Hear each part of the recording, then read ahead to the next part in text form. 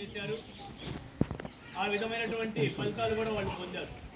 తరువాత మన దేశాన్ని మనమే పరిపాలించుకోవాలి, మన దేశాన్ని మనమే సంపదను అనుభవించుకోవాలి, మన భవిష్యత్తు తరాలకు అందజేయాలి, వాళ్ళని కాపాడాలని చెప్పేసి చాలామంది త్యాగధనులు ఎన్నో రకాల ఉద్యమాలు చేసి శాంతిగా కొంతమంది, విప్లవాల ద్వారా కొంతమంది, అరెస్టులై కొంతమంది, ప్రాణత్యాగాలు చేసి కొంతమంది, ఉరిపెయ్యల మీద వేలాడబడి కొంతమంది ఎట్టకేలకి భారతదేశానికి స్వతంత్రం తెచ్చుకుంది. ఇప్పుడు మనది స్వతంత్ర భారతదేశం. మనమందరం స్వతంత్రులం. అంటే మనం మనలాగా బతుకుతున్నాం. మనం మనలాగే మన ఇష్టం వచ్చినటువంటి పనులు చేసుకొని, మన ఇష్టం వచ్చినటువంటి మతాలను అవలంబించి, మన ఇష్టం వచ్చినటువంటి ఆచారాల్ని పాటించేటువంటి అవకాశం మనకు ఉంది. రాజ్యాంగం మనకు అది కల్పించింది. అలానే ఉంటున్నావా లేదా అనేటువంటిది, ఎటువంటి చట్టంలో లేకుండా బతకాలనేటువంటిది ప్రాణత్యాగం చేసిన నాయకుల యొక్క ఆవేదన, వాళ్ళ ఆలోచన. కానీ ఆ విధంగా ఉంటున్నావా లేదో రేపటి తరాలు ఆలోచించుకోండి. కులాల కుంపట్లో, మతాల మత్తుల్లో మునిగిపోతున్నాం. ఇవన్నీ కూడా కనీసం ఈ జనరేషన్ దాకా కొట్టుకున్నాం, తిట్టుకుంటున్నాం, అన్నీ చేసుకుంటున్నాం. నెక్స్ట్ జనరేషన్ అన్నా, ఇప్పుడు చాలామంది కుర్రోళ్ళు ఉన్నారు కాబట్టి మాట చెప్పాల్సి వచ్చింది. కాలేజీలో చదివే వాళ్ళు ఉన్నారు కాబట్టి, మా పిల్లలు ఉన్నారు కాబట్టి, ఇవన్నీ వదిలేసి వ్యక్తిగతంగా అభివృద్ధి చెందడం నేర్చుకోవాలి. వ్యక్తిగతంగా ఎందుకు చెప్తున్నా అంటే స్వార్థం అనిపిస్తుందేమో మీకు. వ్యక్తులు ఎప్పుడైతే వ్యక్తిగతంగా అభివృద్ధి చెందుతారో ఆటోమేటిక్గా మనం నివసించే సమాజం అభివృద్ధి చెందుతుంది.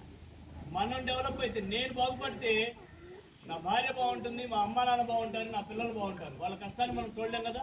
అందుకని ముందుగా మనం అభివృద్ధి చెందాలి. ఆటోమేటిక్గా మనం అభివృద్ధి చెందితే మన సమాజం అభివృద్ధి చెందుతుంది. ఇది స్వార్థం కాదు, ఇది కూడా దేశ సేవే. నీ పని నువ్వు చేయటం దేశ సేవే. పక్కన వాళ్ళ పనిని చెడగొట్టకుండా ఉండటం కూడా దేశ సేవే. ఈరోజు మనం ఉరికోయల మీద గేలాడవలసిన అవసరం లేదండి. ఈరోజు స్వతంత్రం కోసం ఉద్యమాలు చేయాల్సిన అవసరం లేదు. ఉద్యమాలు దేనికి చేయాలంటే మనం బాగుపడటానికి చేయాలి, మన పిల్లలకి భవిష్యత్తు ఇవ్వటానికి చేయాలి. అందుకని ముందు ఈ యుద్ధం అనేటువంటిది మీలో చేసుకోండి. మీ పిల్లలకి ఆ ఉద్యమ స్ఫూర్తి కలిగించండి. ఉద్యమ స్ఫూర్తి అంటే ఏమీ లేదు, వాళ్ళు ఏదైతే నిజమని నమ్ముతున్నారో అది నిజాన్ని నిజంగా చెప్పగలగాలి. ఆ నిజాన్ని చెప్పలేకుండా అవాంతరాలు పెట్టి చెప్తూ ఉంటే మనం ఎలా అయితే మొహమాటాలకు పోయి ఇబ్బందులు పడి చేసుకుంటామో మన పిల్లలు అలానే ఉంటారు, దేశం అలానే ఉంటుంది.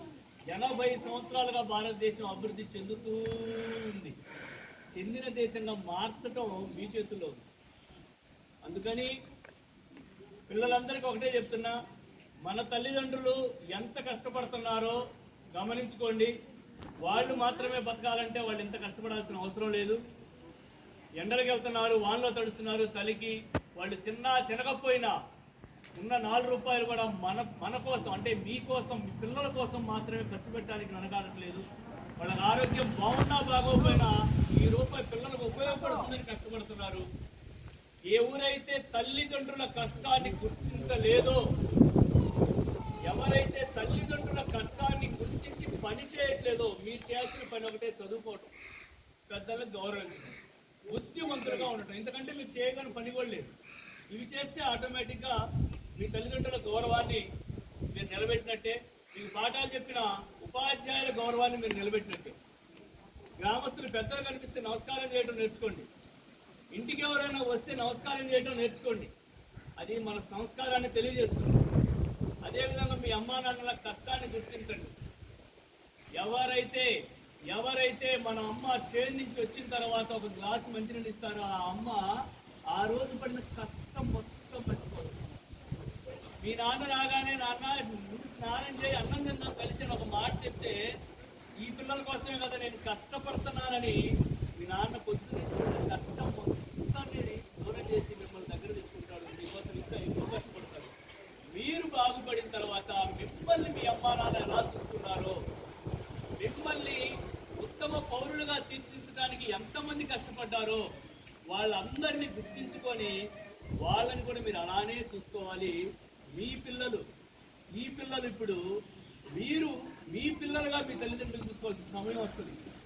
వాళ్ళ ఓపిక ఉంది చేసుకుంటున్నారు. 50 సంవత్సరాలు 60 సంవత్సరాలు దాటిన తర్వాత వాళ్ళు పిల్లలు అయిపోతారు. అప్పుడు మీరు ఆ పిల్లలకి అమ్మా నాన్నలుగా ఉండి, మీ అమ్మా నాన్నలకి మీరే అమ్మా నాన్నలుగా ఉండి వాళ్ళని చూసుకోవాలి, కాపాడుకోవాలి. ఏ రోజు ప్రతిరోజు దూరంగా ఉన్న, హాస్టల్స్లో ఉన్నా, ఎక్కడెక్కడ ఉద్యోగాల నిమిత్తం ఉన్నా, ప్రతిరోజు మీ అమ్మా నాన్నలతో మాట్లాడండి. మీ అమ్మా నాన్నల కష్టం గుర్తించండి. మీరు లేకపోతే నేను లేనని చెప్పండి. తల్లిదండ్రులు లేకపోతే ఏ ఒక్కరికి ప్రపంచం లేదండి.